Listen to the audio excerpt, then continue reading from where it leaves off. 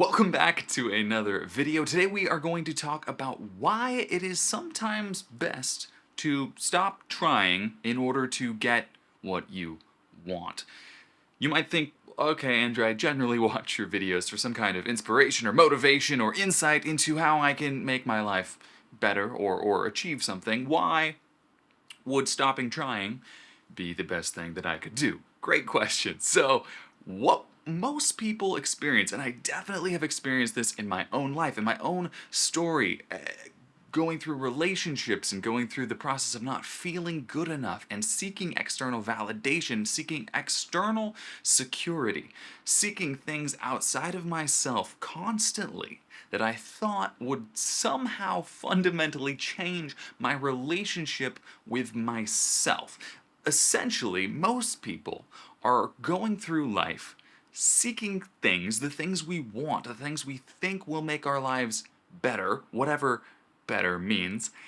Those things are objects outside of ourself that we have sort of conditioned ourselves to believe, or society has conditioned us to believe, will change the way we intrinsically feel about ourselves. The illusion is that this will work, but the trick is that if we look at our own life experience, generally, the things that we think we want don't really have the payoff that we have imagined they will. In other words, you visualize this one person, you think, oh, they're a 10 and I'm a 5. They would make my life so great. Kind of superficial to think of it that way, but we so often do. We think that person's so cool, they would never like somebody like me. And even if we don't have that thought process, we still feel this emotional pang sometimes. The insecurity of like, ooh, this person's gonna judge me.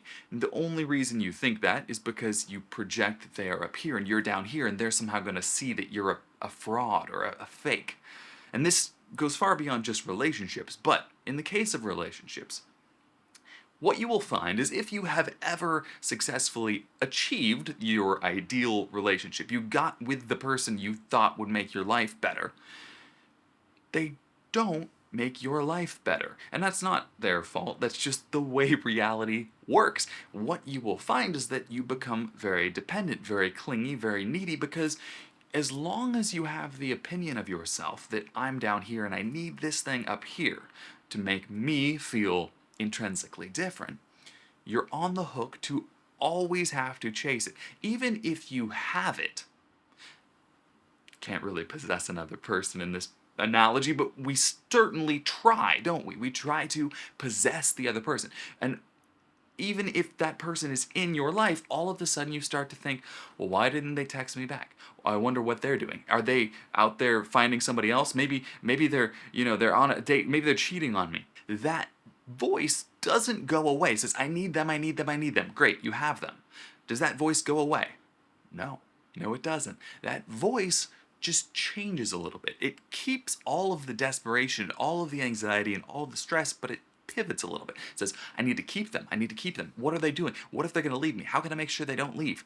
It becomes an endless cycle to make sure you get to keep the thing that you have told yourself is intrinsically changing your life. And this same pattern plays out in business, in making as much money as possible. People chase financial incentives, rewards that they think, once I have enough money, I'll finally be able to quit. But it's an endless trap because it comes fundamentally from a sense of lack within the internal view of yourself. Within your self-image, there is a sense of, I am not good enough. And what I'm really trying to do, by manipulating all of these external people, circumstances, these jobs, the things I do, the things I want, I'm hoping that I can change what's going on in here. And if you look at your own life, you probably have to admit that so far, you haven't really, if you're watching this video at least, if you have, leave a comment because I would love to know your secret. But I would wager that every single person watching this video has probably experienced that once they get that little payoff, they don't actually intrinsically feel better. They don't fundamentally feel whole and complete. It's just a little hit. It's like an alcoholic taking a drink. Well, this is going to be the last one that finally solves that craving. No, it's just going to give you a little taste of what relief you might want, and then you're going to need another hit. It never fundamentally changes your relationship with the problem. And so, why is it sometimes best to just give up, to just stop? It's because stopping allows you to question your own process. Question, why am I pursuing in the first place? Is the fundamental belief system that I'm operating with actually true? Is it based in reality? And for most of us, it is not. When we have these belief systems born from a deep felt sense of lack, the feeling that I am not enough, it creates a pattern that ripples out through basically everything we do for our entire lives. Everything must be born out of I am not okay, and I need to do something that I think will make me okay. But what we just talked about, it never actually makes you okay, does it? It's just a treadmill. It's this endless loop where you get the little hit and you think, oh, I need more next time. I'm bad. Things are bad again, but it was close that one time. I need, maybe if that person wore red instead of blue. Maybe if they, got along better with my mom, things would have been, they would have been the right person. I know this one time I told myself this was going to be the thing that fixed it. This job, this person. But it didn't work out. But now I know that it's this person, or it's this job, or it's this thing. I can say that I've learned that actually I really need this. And the next thing will most likely, if you look at your past experience, have sort of the same effect. You'll just think, oh, you know what, it wasn't that, but I learned a little bit more and now I need this. So why do you give up? Giving up is to admit that I don't necessarily actually know what will make me feel better. I'm just going off of my past experiences, things that gave me a little bit of a hit of like, oh yeah, I'm feeling a little better right now. Then we go back down, we say, well, more things like that one thing that went good, that would be great. I need more of that. I need more money. I need more sex. I need more Instagram followers. I need more approval. I need more validation. Then that's the problem. Then, once everybody's proud of me, once everybody likes me, once they see how cool I really am, then I'll be able to kind of let off and relax a little bit. It never ends. It never ends. That battle is not winnable. So, give up. Stop trying to please everybody. Stop trying to make enough money to finally make your parents proud.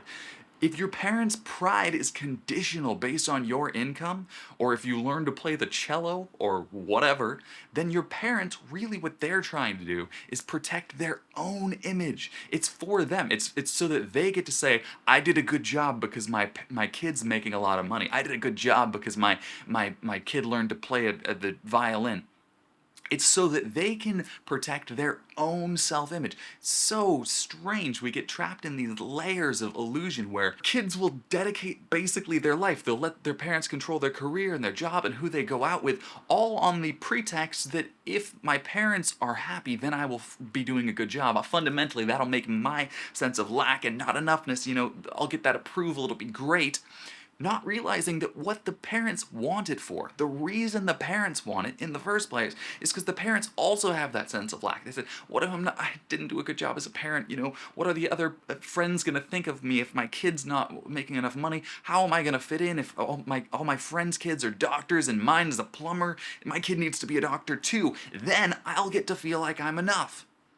It's the same thing. It's just generational, can stack up, and we think, oh, I really want my grandparents to approve of me, so I'm only gonna date certain people. The grandparents only care because they've been conditioned that it's this weird psychological loop. So, to free yourself, to find actual clarity, you have to first sort of step a little bit off of the treadmill, or at least become aware of the fact that you are on a treadmill, and realize that endlessly chasing to fill that sense of lack, only perpetuates it, because fundamentally you don't chase if you believe you have something. For instance, if I know that this person is going to love me and take care of me and will always be there for me, I stop chasing them. And this is one of the twisted things about this viewpoint, this psychological lack and not enoughness. When somebody becomes in your life a pillar of, they're going to always be there for me, their opinion stops mattering. You say, well, they're going to like me no matter what. I need to go prove to other people who won't like me. I need their approval too. The people who don't like me, I need them to like me. I need the person who doesn't want to date me. That, if I could get them to like me, then I would really be somebody. But the people, the people who do support me in my life, their opinion matters a little bit less because it doesn't gel with the way I view myself. And when we are operating with this fundamental sense of lack, we put people, we put jobs, we put opportunities, we put basically all of life on a pedestal. We say, I'm down here and that's too hard and I couldn't do that and that's so far away. We forget that everybody on earth is just a person. I'm in Thailand right now, and no disrespect to the king because that's not legal in this country. That said, I find it amazing that the culture that is very based in Buddhism, based in dispelling of illusion, has a monarchy with the belief that there are people who are fundamentally born better than other people. I sort of dispute that. We have this tendency to put life, to put people, to put experiences, to put everything, and the things our dreams even, the things we'd like to achieve on a pedestal. And when we do that, we create the resistance. The resistance to the things we'd like to do only exists within us. Say, oh, it's so hard to make money. It's so hard. I can't earn enough. It's so hard for me to find relationships. Other people are constantly doing those things, and it's going all right. People are making money. People are falling in love. People are going and chasing what matters to them in life. But what we get stuck in is the sense of lack, the sense that I'm not enough now and this thing's gonna make it. So because it's up here and because I'm down here, I want it so bad. It's gonna be so great. And we get all weird. We make it so important that we think that, I just can't do it. And that stresses us out. It's like trying to drive, but you're like, every turn, every single movement is life or death. Because when all of that happens, when we're so attached to I'm terrified that this thing's gonna reject me, or I won't get this job, or my whole life's gonna fall apart if my parents find out I don't wanna play the cello. When we're in that mindset, we are caught in a psychological trap, a picture of reality that we say life would be so great if it looked like this. And now I have to try to manipulate the external world to fit this picture so that I just get to feel normal. Not even great. Maybe great for a day, but not like fundamentally better. Just like, okay, I made my quota. I hit my sales for this week. I got enough people to like me internally. I hit my internal sales goal. Now I get to feel good enough, but next week there's a new quota. There's a new sales goal that's going to come up. I need probably they're going to raise that goal a little bit. You're going to need even more people to like you. You're going to need an even more beautiful partner or even more money to hit that same internal sense of, I'm doing good. My sense of lack is maybe my baseline, but I say, no, I'm going to fight against that. So I have this beautiful wife, and I have this great job, and I make all this money, and I have this nice car, and this lovely house. Then everybody will like me. It'll be so great. I'll have all the things, all the stuff in my life will be amazing. But you are now conditionally dependent on those things staying exactly the way you want them to be. And that is the ground for insecurity. That is the birthplace of deep rooted insecurity, because you cannot be secure with all these external things controlling your internal state. True security must be found outside of the outside. It must be found inside. True security cannot be dependent on external circumstance because you cannot control external circumstance. We tend to view how well people have done in life based on how much they are able to control the world, how much they're able to muscle things to be the way they want them to be. And this is politicians. This is why we have wars. The things we will do to win that internal battle, the feeling of, I'm a good leader, I led my country to victory. Who cares about the genocides, it's more about the idea that I did it and now we get to be a strong country. Very strange. Once again, a strong country, a good leader. These are just pictures. Hopefully, everybody out there, I need to prove to them that I'm a good leader. So I'm going to do something that will show, that makes sure that their picture of me in their head reflects what I want it to be. This is also marketing and branding and how we represent ourselves on social media, how we post pictures that don't represent reality. We try to cultivate an image that we think other people want to see, hoping that then they will do what we want them to do so that we get to feel better about ourselves.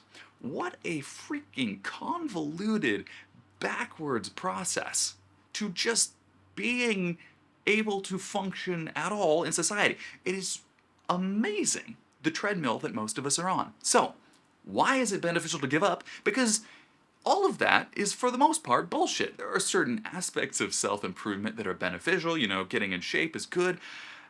Eating healthy, improving your communication skills, facing your fears. I'm a big proponent of all of those things. But if you're doing it on the pretext that there is this treadmill and finally you're going to be enough, and once you reach these certain inner sales goals, that's going to be the thing that fixes my inner void, then stop.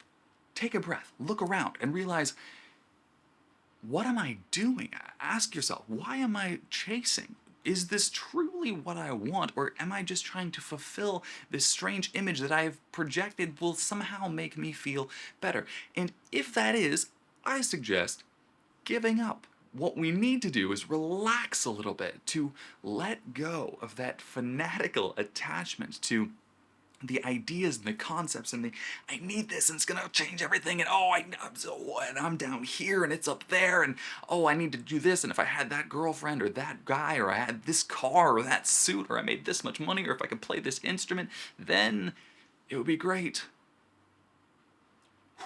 It's a lot. Relax, let go, stop chasing, stop trying to fix what is not broken.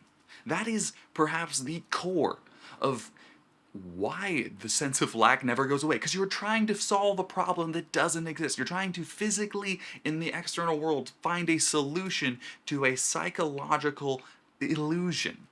And you can't solve the illusion. You can't solve the unsolvable problem because it doesn't fundamentally exist.